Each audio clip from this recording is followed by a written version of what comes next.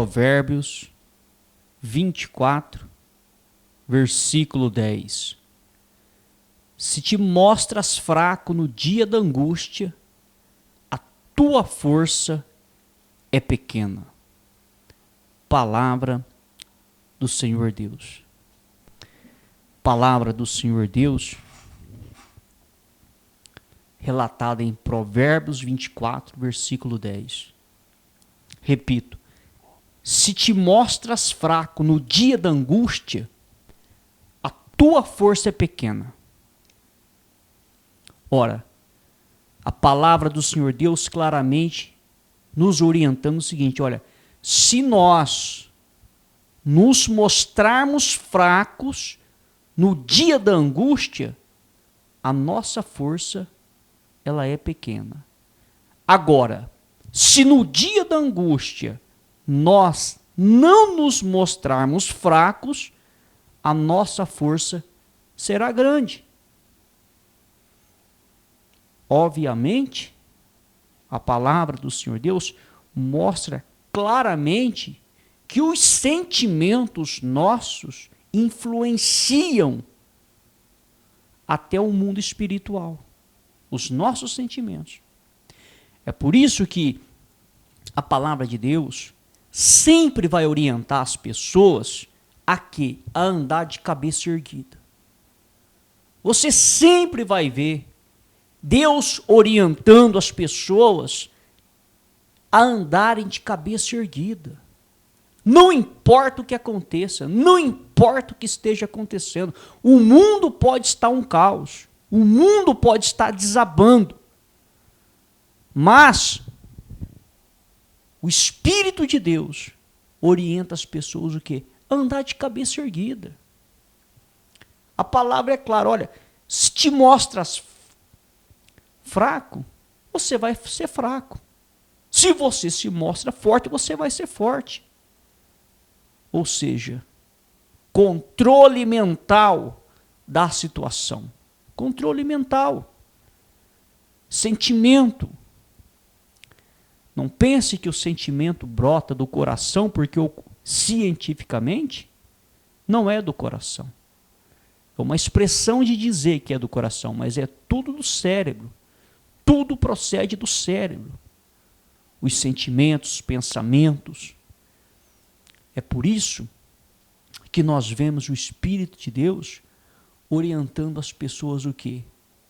Sempre a se levantar, sempre a partir para cima.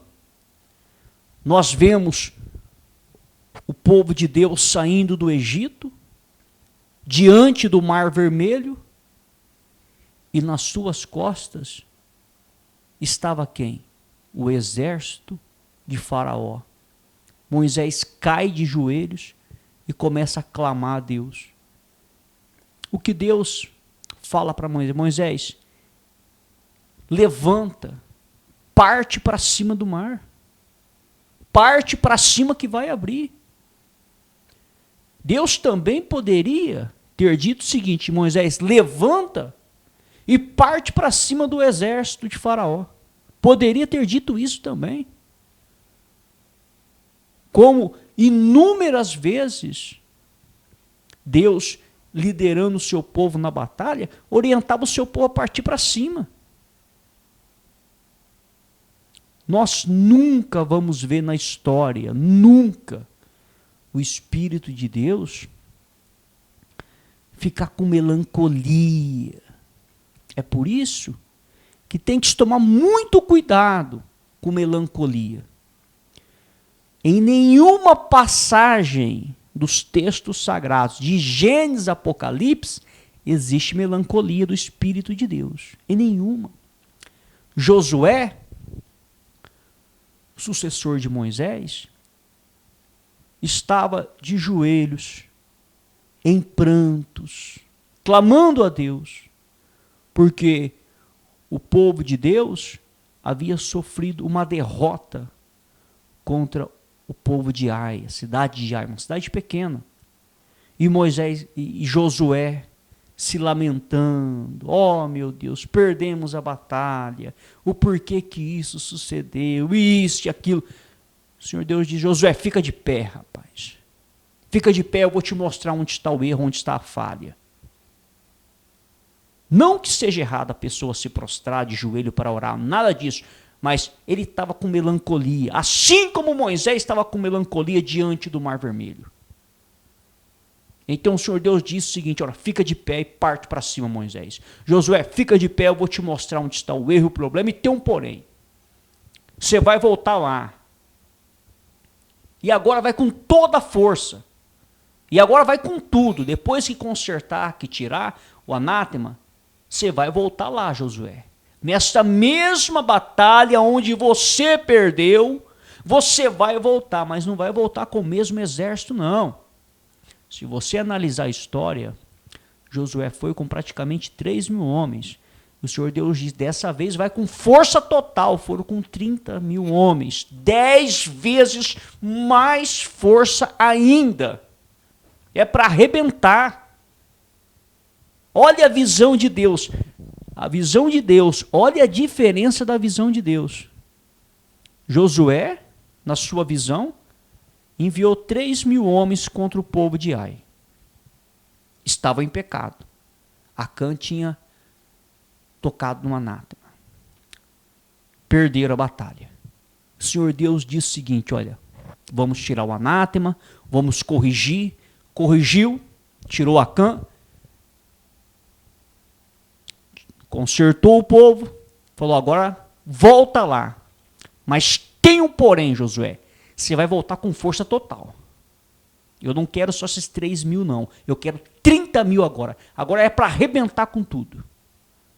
E Josué voltou com mais de 30.000 homens. E venceu. Todas as vezes que um homem de Deus, porque o ser humano é sentimental, tem sentimentos. E mediante o problema, dependendo da situação, a pessoa desaba. Mas todas as vezes que um ser humano desabou diante de Deus, expondo o seu problema, nós vemos Deus animando aquele ser humano, dizendo: ó, fica de pé, não é assim que funciona, não adianta abaixar a cabeça. Todas as vezes. Muitas pessoas dizem que Elias tinha depressão. Muitas dizem. Porém, isso não é verdade. A Bíblia não afirma que Elias tinha depressão. Elias estava numa situação no seu ministério desanimado. E é normal uma pessoa se desanimar mediante a situação, ainda mais mediante o que Elias estava passando. As pessoas não davam ouvido para o que ele pregava. Essa é a mais pura verdade. Diz a palavra que ele estava dentro de uma caverna. E ele já não queria mais continuar. Estava desanimado, porém não depressivo. O Senhor Deus chama ele para fora daquela caverna. Chama ele para fora. Inúmeros homens, quando estava em situação de desânimo, triste, inúmeros. Nós vemos sempre Deus falando: olha, levanta, vai que eu sou contigo, vai com tudo que vai arrebentar.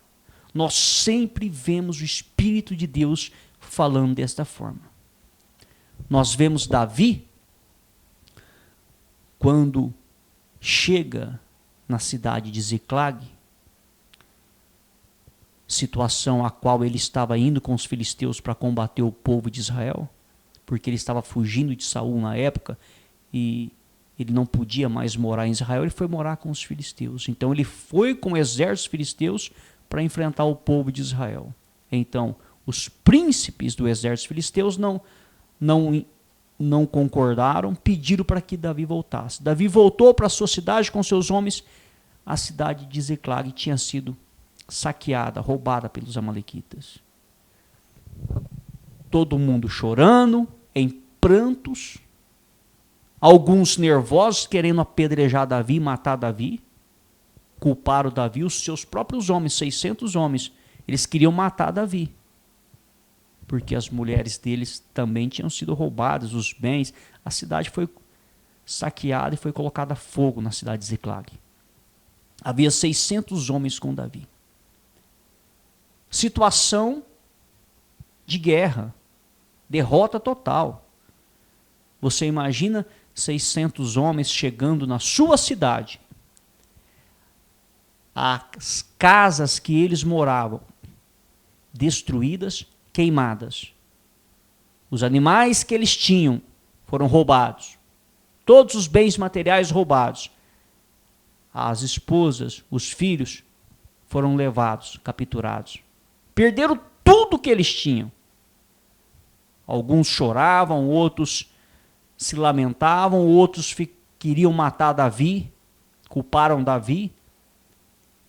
Imagina a situação daquelas pessoas. Quando Deus responde Davi, Deus poderia ter passado a mão na cabeça.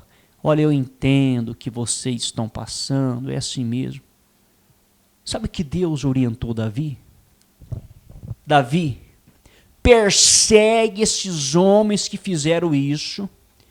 Você vai alcançar e eu vou dar a vitória e vou entregar em suas mãos. Eu vou entregar nas suas mãos. Se você estudar o texto sagrado, meu amigo, do início ao fim, pegar o contexto geral da história, preste atenção no que aconteceu. Esses 600 homens que estavam com Davi foram atrás daqueles que destruíram a sua cidade. Venceram. 200 ficaram para trás, de tanto cansado que eles estavam, não conseguiram atravessar o rio. 400 prosseguiram, venceram. Só que quando você estuda os textos sagrados, você vai ver o seguinte: eles não pegaram de volta somente o que era deles, porque aqueles povos, aqueles inimigos, os amalequitas, eles haviam saqueado inúmeras cidades. Eles estavam não somente com os bens materiais do povo de Davi, mas com os bens materiais de outros povos. E quando Davi vence eles, porque Deus entregou, Davi volta para trás com tudo, riquíssimo. Entenderam? Entenderam como que algo ruim veio para o bem deles? Porque se eles tinham 100 ovelhas cada um, não voltaram a ter 100 ovelhas cada um. Voltaram a ter mais de 1000 ovelhas cada um. Só para você entender o que ocorreu naquele dia. A situação. Estude os textos, você vai ver o que Davi conseguiu trazer de volta. Ele saiu dando presentes. Ele conseguiu tanta coisa naquela batalha, que ele saiu dando presentes para todo mundo. E se tivessem ficado ali, os 600, chorando, se lamentando, se descabelando, ou se tivessem matado Davi, teriam morrido os 600, todos depressivos, tristes, e muitos que talvez não entendem esse espírito, que não conseguem entender esse espírito de Deus, ficam assim. Mesmo professando uma fé nesse Deus, no Deus de Abraão, no Deus de Isaac, no Deus de Jacó, vivem na melancolia, na tristeza, na depressão, se lamentando, e não resolve nada. A pessoa ficar se lamentando pelas percas, pelas derrotas, não vai resolver nada. De nada vai adiantar ficar se lamentando pelo que já foi, pelo que já passou. De nada. Nós vemos, de acordo com os textos sagrados, as pessoas que estavam numa situação difícil, de derrota, e foram clamar a Deus. Humanamente era para Deus ter respondido com consolo, passando a mão na cabeça, confortando. Mas o Criador, ele não é assim. Ele não é assim. Ele vai dar a direção para resolver o problema. E por muitas das vezes a direção que ele dá, na grande maioria, é desta forma, para a pessoa partir para cima. É para levantar a cabeça e partir para cima. Se deu errado a primeira, não significa que é para desistir. Se o Criador orientar a partir para cima, a pessoa tem que partir para cima novamente. Nós vemos, de acordo com os textos sagrados, que o Espírito de Deus induz a isso. Induz a pessoa a ir para cima. Existe uma concepção muito errada do Espírito de Deus. Uma concepção muito errada. Por muitas das vezes, as pessoas acham que o Espírito de Deus, ele é um carneirinho. Ele vai andar de cabeça baixa. A pessoa começa a entender que uma pessoa que vai ter o Espírito de Deus, ela vai andar de cabeça baixa, toda... Não é isso que o texto sagrado mostra. Não é isso. Nós vemos que Jesus era ousado, tinha ousadia. Nós vemos que os profetas de Deus, que tinham o Espírito de Deus, eram pessoas ousadas, tinham ousadia. Os apóstolos eram ousados, tinham ousadia. E homens de Deus e mulheres de Deus que não eram profetas, não eram apóstolos, não eram pregadores, eram pessoas, vamos dizer assim, da sociedade, eram pessoas audaciosas e ousadas. Nós vemos Saul, quando recebeu o Espírito de Deus de verdade, uma das primeiras coisas que ele fez, diz a palavra que ele estava vindo do campo. Ele estava vindo do campo e encontrou o povo chorando, se lamentando. Olha o que é o Espírito de Deus, hein? Preste atenção. O povo chorando, o povo se lamentando. Saul voltou do campo, falou, mas o que está acontecendo que o povo está chorando? Falaram, olha, Saul, os inimigos estão aqui nos cercando, estão dizendo que vão arrasar com a gente, e mesmo se a gente se entregar, eles querem furar o nosso olho para a gente ficar cego, para zombar da gente. A hora que o Saul ouviu aquilo, diz a palavra que o Espírito de Deus se apoderou de Saul. Aí você fica imaginando, poxa, o Espírito Santo se apoderou de Saul? Então ele vai vir, vai dar um abraço nas pessoas que estão chorando, vai dizer, ó, meu irmão, minha irmã, é assim mesmo, tenha fé. Estude o texto sagrado, você vai ver o que o Espírito Santo fez quando ele se apoderou de Saul. Saul, na mesma hora, pegou os 2 bois que ele tinha, despedaçou em pedaços e disse o seguinte, leve esses pedaços e distribua para todo o povo de Israel. E diz o seguinte, aquele que não me seguir na batalha, assim será feito aos bois de todos eles. Nós vamos acabar com tudo. Vai ter que ir para a guerra na marra. E vai ter que me seguir em guerra. Nós vamos enfrentar esse povo que está querendo nos afrontar. Olha o que o Espírito de Deus fez. Preste atenção que é Espírito de Deus. Isso é bíblico. Ele não ficou que nem um carneirinho ali. E Saul foi tomado pelo Espírito. Não ficou que nem um carneirinho. Oh, glórias, aleluias. Não. A atitude foi de partir para cima e resolver o problema. E resolveu. Se você estudar o texto sagrado, o povo se juntou com Saul, mas não pense que todo mundo que estava ali estava porque queria, não. Vieram porque ficaram com medo. Diz a palavra que o temor de Deus foi sobre eles. Mandou uma ameaça para o povo e diz, ou vem para a guerra ou nós vamos arrebentar com tudo que vocês têm. E o terror de Deus foi em cima do povo e o povo veio. A maioria veio com medo, mas veio. E foram para a guerra. E Deus entregou a vitória. Por quê? Porque o inimigo veio afrontar, o inimigo veio zombar. Pô, você acha que Deus fica feliz de vendo o inimigo zombar do povo dele e o povo dele de cabeça baixa? E o povo dele que nem carneirinho? Esse não é o Deus de Abraão, Isaque e Jacó. Esse não é. Me desculpa, não é. Não é o Deus bíblico, esse não é. Ele não fica feliz com isso. Nós vemos os amalequitas, os midianitas, em outra passagem. Você pode estudar a Bíblia de Gênesis e Apocalipse. Você não vai encontrar uma outra fisionomia do Espírito de Deus a não ser essa.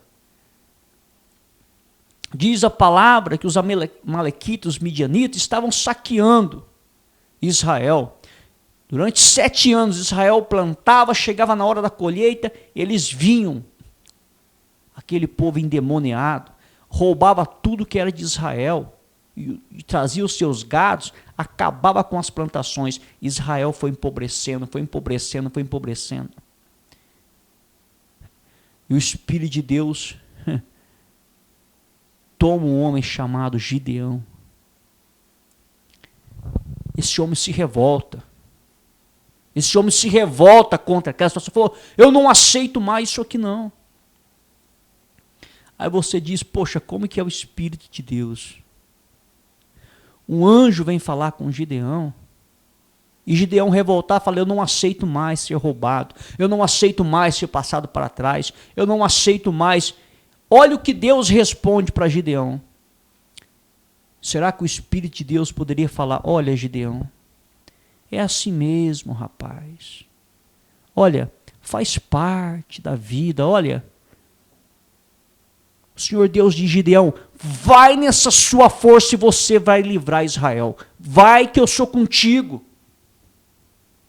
Animou Gideão, ele estava revoltado. O Senhor Deus não chegou passando a mão na cabeça, ele, calma Gideão, não. O Espírito de Deus induziu Gideão a se revoltar, e o próprio Deus falou, vai que eu sou contigo, eu te entrego a vitória, e essa situação vai se resolver. Em outras palavras, não continua aceitando ser roubado, não. Porque o inimigo é assim, ele quer roubar, ele quer enganar. E o Espírito de Deus disse, não aceita ser roubado, não. O que é seu por direito e ponto final. Essa é a palavra de Deus, esse é o Espírito de Deus. Você pode ver, meu amigo e minha amiga, que de Gênesis a Apocalipse, o Espírito de Deus é assim. Pega os textos sagrados, estude a história de Sansão. E o Espírito de Deus se apoderou de Sansão. Vai ver o que Sansão fazia quando o Espírito de Deus se apoderava dele. Então, nós temos que acreditar nos textos sagrados. O Espírito de Deus é espírito de vida. Ele levanta a pessoa. Ele induz a pessoa a lutar. Não quer dizer que você tem que sair por aí dando soco nas pessoas. Não é nada disso. Não é esse tipo de luta, não. É partir para cima dos inimigos espirituais. É não aceitar coisa errada. Não aceitar, está errado, e ponto final, e se manter firme. Ah, mas o que vão achar de mim, o que vão dizer? Ache o que quiser, diga o que quiser dizer. Está errado, e ponto final. O Espírito de Deus, ele é assim. Ele vai induzir a pessoa a ser assim. Goste você ou não, acredite você ou não, o Espírito de Deus é assim. Ele não é como muitos interpretam por aí, achando que o Espírito Santo é um carneirinho, a pessoa vai andar de cabeça baixa. A pessoa, ela é uma pessoa dócil? Sim, porque é um dos frutos. Mas o Espírito de Deus não aceita nada de errado. E quando ele está numa pessoa que ele vê uma coisa errada, ele vai se revoltar contra a coisa errada. Você quer uma prova? Jesus entra no templo de Salomão. Ele vê lá dentro as coisas erradas, as pessoas vendendo e comprando. Como acontece nos dias de hoje nas igrejas, os pregadores vendendo e os fiéis comprando aí. O que Jesus fez? Ele tinha um verdadeiro espírito. O Espírito chegou lá e disse: olha, pessoal, preste atenção, não pode vender, não pode comprar, não pode fazer comércio. O Espírito agiu assim? Não é o que diz o texto sagrado. Ele pegou umas cordas e deu no lombo daqueles que vendiam e dos que compravam também. Virou mesa de perna para cima. E diz: está escrito, a casa do meu pai é casa de oração. Vocês estão fazendo dela covil de ladrões salteadores. Chamou eles de ladrões na cara deles dentro do templo. Esse é o Espírito de Deus. Não aceita coisa errada. Não aceita, se levanta mesmo e vai para cima mesmo. Então nós vemos, meu amigo e minha amiga, que o Espírito de Deus, ele é vida, ele é ânimo, ele é vigor.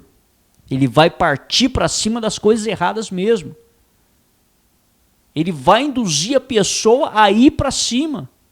Ele vai induzir a pessoa a levantar a cabeça, ele vai induzir a pessoa a não aceitar coisa errada. Ele vai induzir a pessoa a não aceitar a derrota, o fracasso, ele vai induzir mesmo. Esse é o verdadeiro Espírito de Deus. É o que o texto sagrado ensina. É o que o texto sagrado nos orienta. Agora o diabo, o que ele quer? Ele quer o seguinte: se te mostras fraco no dia da angústia, a tua força é pequena. Ele quer o quê? Ele quer que o homem de Deus, a mulher de Deus, fica se mostrando fraco, frágil, cabeça baixa. Por quê? Porque ele conhece a palavra. Aí a força da pessoa é pequena. E ele vem e domina aquele homem e aquela mulher. O diabo é sábio. Ele tem conhecimento da palavra mais que qualquer pregador. Não se esqueça que quando o Espírito de Deus ia falando com esses homens, antes que existissem os textos sagrados, porque antigamente era passado de geração em geração, o povo judeu tinha a cultura de passar de geração em geração, era tudo através de fala, não era nada escrito. Depois de muito tempo começou as primeiras escritas. Não se engane que o diabo existe antes dos seres humanos. Ele presenciou todos os acontecimentos que está registrado nos textos sagrados. Ele presenciou, ele conheceu os profetas, os apóstolos, ele conheceu tudo. Então não se engane, ele conhece o poder que tem nas escrituras, na palavra de Deus. É por isso que ele tenta fazer com que a pessoa fique triste, deprimida, isso e aquilo. Mas o Espírito de Deus diz o seguinte: se te mostras fraco no dia da angústia, a tua força é pequena. Agora, se você se mostrar forte, a sua força é grande. E o que Deus orienta? Levanta a cabeça, parte para cima, que eu sou contigo, vai arrebentar e vai dar certo. Essa é a fé. Esse é o Espírito de Deus, do Deus de Abraão, do Deus de Isaac e do Deus de Jacó.